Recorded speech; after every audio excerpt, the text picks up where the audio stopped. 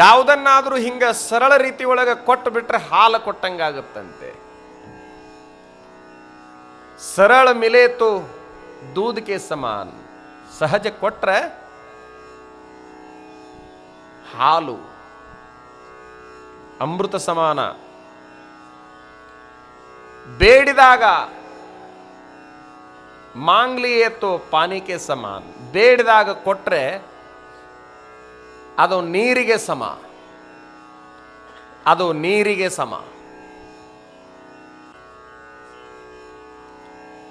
ಬಹಳಷ್ಟು ಒತ್ತಾಯ ಮಾಡಿದಾಗ ಹಿಂಸೆಯನ್ನು ಮಾಡಿಸಿಕೊಂಡು ಕೊಟ್ಟಿದ್ದೆ ಆದರೆ ಅದು ರಕ್ತಕ್ಕೆ ಸಮ ಅನ್ನುವಂತಹ ಮಾತು ಬರ್ತದೆ. ನಮ್ಮ ದಾನ ಹಾಲಾಗಬೇಕು, ಇಲ್ಲವೇ ನೀರಾದರೂ ನಡೆಯುತ್ತೆ, ರಕ್ತವಾಗಬಾರ್ದು ಅಂತ. ರಕ್ತ ಆಗಬಾರ್ದು. ರಾಮದಾಸರು ಯಾರ್ದೋ ಒಬ್ಬರು ಮನೆ ಭಿಕ್ಷೆಗೆ ಹೋದಾಗ ಶಿವಾಜಿ ಮಹಾರಾಜನ ಗುರು ಮಹಾರಾಜರು ತಮ್ಮ ಶಿಷ್ಯರಾಗಿದ್ದರೂ ಸಹಿತ ಯಾವುದನ್ನು ಬೇಡದೇ ಇರುವಂತಹ ರಾಮದಾಸ್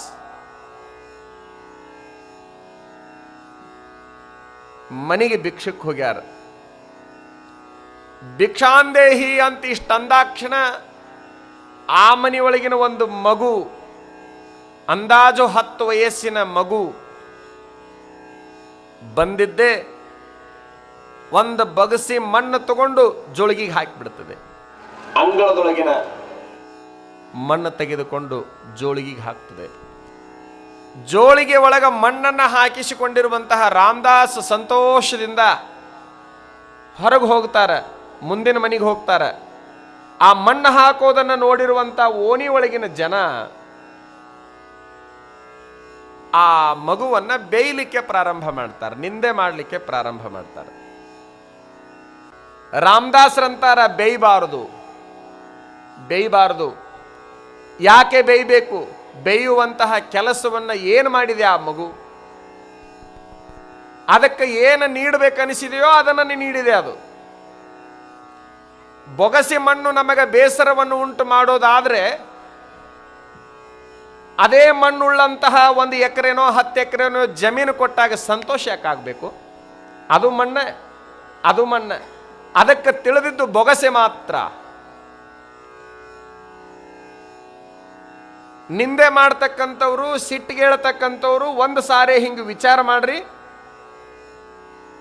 ಹಂಗ ಕಳಿಸಿಲ್ಲ, ಬರೇ ಕೈಲೇ ನಡಿ ಮುಂದೆ ಅಂದಿಲ್ಲ. ಏನಾದರೂ ಕೊಡ್ಬೇಕನ್ನೋದು ಗೊತ್ತಾತಲ್ಲ, ಹಿಂಗ ನೀಡಬೇಕನ್ನೋದು ಗೊತ್ತಾತಲ್ಲ. ನಾನು ಬೇಡಲಿಕ್ಕೆ ಬಂದವನಲ್ಲ, ನೀಡುವುದನ್ನ ಕಲಿಸಲಿಕ್ಕೆ ಬಂದಿರತಕ್ಕಂಥವನು ಅಂತ ಹೇಳ್ತಾರೆ ರಾಮದಾಸ್. ನಾನು ಬೇಡಲಿಕ್ಕೆ ಬಂದಿರತಕ್ಕಂಥವನಲ್ಲ, ನೀಡೋದನ್ನ ಕಲಿಸಲಿಕ್ಕೆ ಬಂದಿರತಕ್ಕಂಥವನು. ಹೆಂಗ ನೀಡಬೇಕು ಇದನ್ನ ಕಲಿಸಲಿಕ್ಕೆ ಬಂದಿದ್ದೇನೆ ಅಂತ.